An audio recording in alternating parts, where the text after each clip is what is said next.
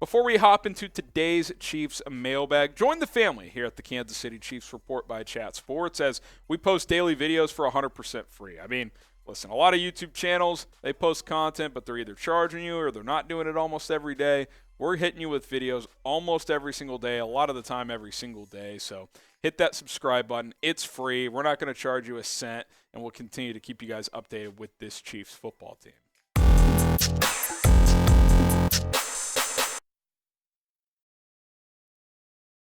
I'm Harrison Graham, and you are watching the Chiefs Report by Chat Sports. Appreciate you guys for tuning in, and on today's show, it is mailbag time, so load up the questions, hashtag Chiefs or Super Chat, and we'll get to as many as we possibly can. From Terry Singleton, if the offense plays a perfect game and the defense plays like they did Sunday, do you think the Chiefs would be hard to beat? Yeah, I mean, they're hard to beat regardless, right? But if the defense continues to play better like they did against Seattle, small sample size, but if they finish strong these last couple of games, which really they should, right? Playing the Broncos, and then the Raiders are capable, but they haven't shown it consistently enough. They should finish strong there. Then, yeah, you'd be feeling good heading into the playoffs, like this team could be solid on both sides. Super chat from MDB. Does Skyy Moore become wide receiver 3 next year? He's growing, just needs more reps. It's definitely possible, right? I mean, JuJu's a free agent. So yeah, Hardman's a free agent. You don't have a true number 1.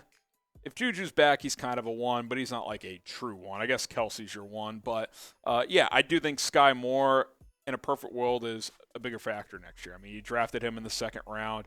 He's slowly come on throughout the season. So yeah, I mean, ideally he and Kadarius Toney are two players that become much bigger weapons next season. Agent Naha, how bad will Tyreek Hill torch the Chiefs' defense if they meet in the playoffs or next regular season? I mean, he torches a lot of people, man. He's had a great year. That him and Jalen Waddle, and that's why, don't get me wrong, the Dolphins have really slipped here, but they're still kind of sneaky to me if they get in, right?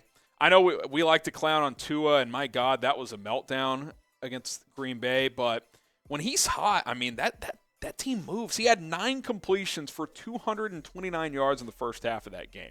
Hill and Waddle, I don't want any part of them with this young secondary. So really, I want the Jets to sneak in, the Patriots. I would much rather play those teams and those offenses than Miami and what they can do with these receivers.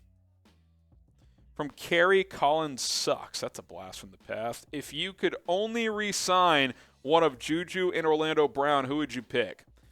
It's interesting. Brown on the franchise tag, obviously, but both going to be a free agent. I don't know, man. I might still have to lean Orlando Brown just because if you let him go, you need a left tackle badly because you're already weak at right tackle. But JuJu's been good and he's fit in well here. So, it would depend on what options are available at receiver and left tackle if you don't bring back those guys. So I'll let you guys decide. Who would you re-sign if you only could bring back one? Type JS for JuJu Smith-Schuster. Type OB for Orlando Brown. I think I'd lean Brown, although it pains me to say that because his inconsistency drives me insane, but it's a tough call. JS or OB?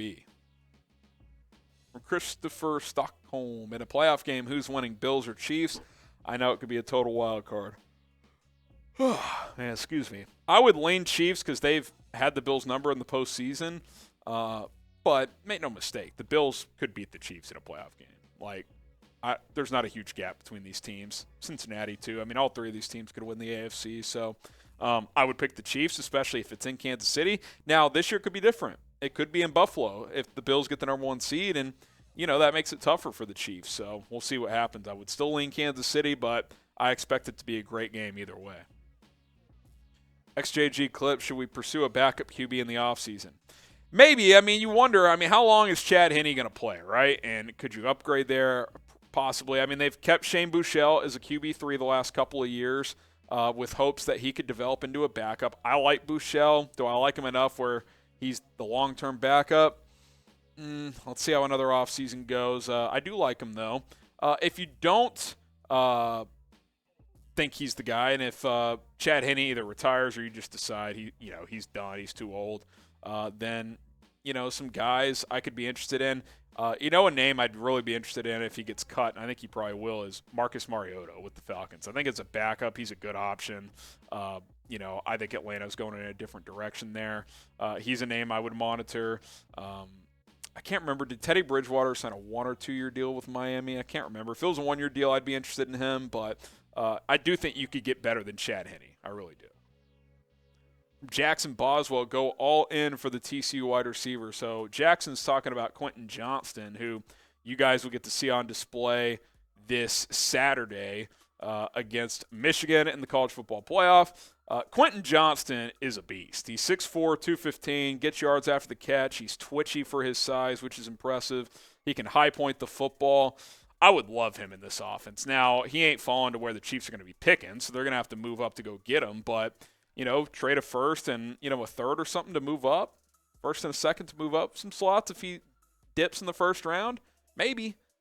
I'll be curious to see how he tests at the NFL Combine. Now, today's show is sponsored by our friends over at Fetch. And listen, a lot of you guys probably spent a bunch of money and bought a bunch of gifts this holiday season for Christmas. So that means you probably got a lot of receipts hanging around. And what Fetch does, first of all, download the app on iPhone or Android for free, chatsports.com/fetch to do so. They allow you to scan your receipts to earn points, which you can later use those points to redeem for gift cards. You don't have to worry about where the receipt is from or what's on it. So let me show you how simple it is. All you do is open up the Fetch app, which you're going to be able to see on your phone.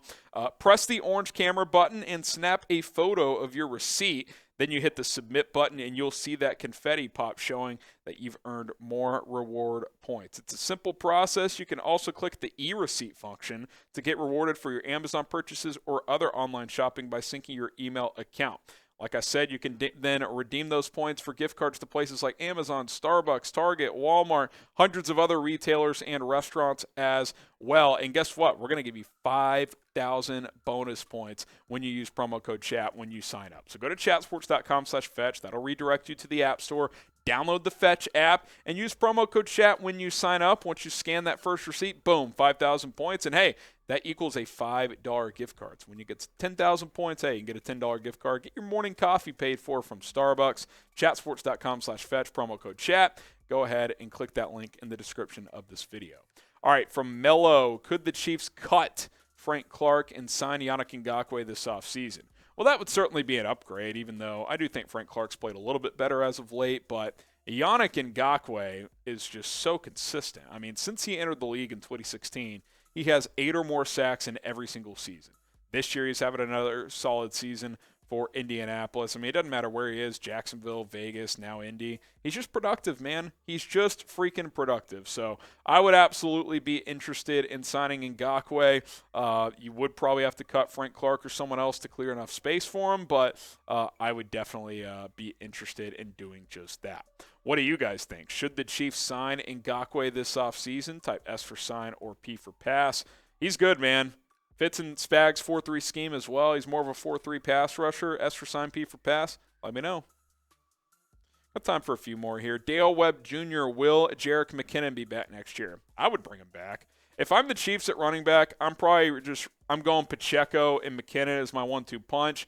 I'm trying to trade Clyde Edwards-Helaire. I don't think you'll get much. 6th, 7th round pick. Just get him out of there and give him a fresh start elsewhere. If not, just cut him. And then, maybe you draft it back later in the draft to be your third back. Art Jr., where will Eric Bieniemy get a head coaching next year if he were to leave Arrowhead? I don't know what I was like I had like a, like a mini stroke there. I don't know. I mean, he's not going to leave without getting the job first. But, I mean, you think of the opening jobs, right? Colts, it ain't going to be Jeff Saturday. I'll tell you that right now. Denver, maybe. I mean, I don't think Denver's going to have a lot of options. Who wants to coach Russell Wilson? Houston could open up. Arizona could open up. Who am I missing here, Rolly? Are there any other jobs? I don't think Cleveland's opening up. Carolina's open. They might go with Steve Wilkes, though, especially if they make the playoffs. I don't think McDaniels is getting axed. I think Ron Rivera's safe. That might be it. Dennis Allen, I don't think they're going to fire him unless McVay randomly retires, which he could. I mean, he flirted with doing it last year. Pete Carroll could retire. But those are kind of the jobs you're looking at here. A sneaky one, Tennessee. Maybe they move on from Mike Vrabel. That would surprise me. I think that would be a mistake, but, those are some of the possibilities. Joe Klein, do you think McDuffie is underrated? I mean, he's a rookie. I think it's a little too early to declare a rookie overrated or underrated. I need to see him play more, especially since he missed a lot of time. I think he's talented. I think he's got great ball skills. I think he has CB1 potential. Just got to continue to grow and continue to play. There's no doubt. XJC, we have relied on our rookies more than a lot of seasons. Do you think they can evolve into a strong and great team? Yeah, I mean, that's the hope, right? Especially in that secondary with guys like McDuffie, Josh Williams, and Jalen Watson, who have all played a lot this year. So, Carl Loftus has been a guy that's played a lot. Skyy Moore's a guy who's playing some. Brian Cook. So, a lot of these guys have contributed, and if they continue to improve, that bodes well for the future. Aaron Hudson gets the final word. Can Pat get us another Super Bowl? Absolutely. Even if it doesn't happen this year. I mean, I think it would be stunning if he never won another Super Bowl. I mean, he's just too talented. As long as he's this team's quarterback, they're going to have a chance to win the Super Bowl each and every year. So, yeah, the answer is absolutely yes. I think he will win at least one more Super Bowl. Like I said it a few years ago, I think the over-under is probably 3. I think he does. I think 3 or 4 is probably the number I think he'll get to. But got to get that big number 2 first, and hopefully this is the year he does it. All right, there you have it. Another mailbag in the books. Hit the subscribe button if you want more mailbag videos. You can join us every Monday when we go live and answer these questions, 4 o'clock Eastern, 3 Central Time. So subscribe, turn on notifications here on the Chiefs Report.